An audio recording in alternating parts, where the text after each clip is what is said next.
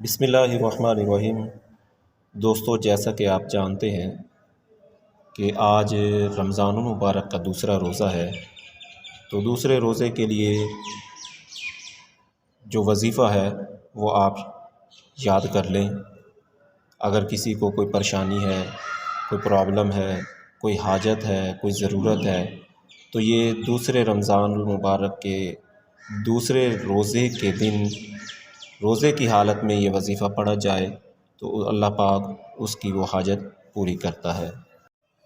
دوستو، اس ویڈیو کو دوسروں کے ساتھ لازمی شیئر کریں، ہو سکتا ہے کسی دکھی اور ضرورت مند کی حاجت پوری ہو جائے، اس کا ثواب آپ کو بھی ملے گا۔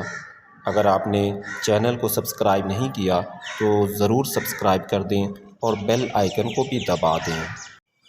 سب سے پہلے آپ نے وضو کرنا ہے، پھر اچھے کپڑے پہن کر خوشبو لگانی ہے، اور جو آپ کو حاجت ہے، ضرورت ہے، اس کی نیت کرنی ہے۔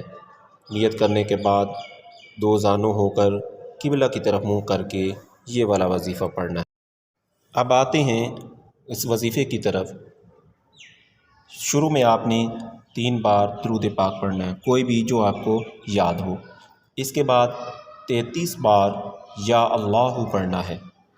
آخر میں پھر وہی والا درود پاک جو آپ نے شروع میں پڑھا تھا وہ 3 بار پڑھنا ہے۔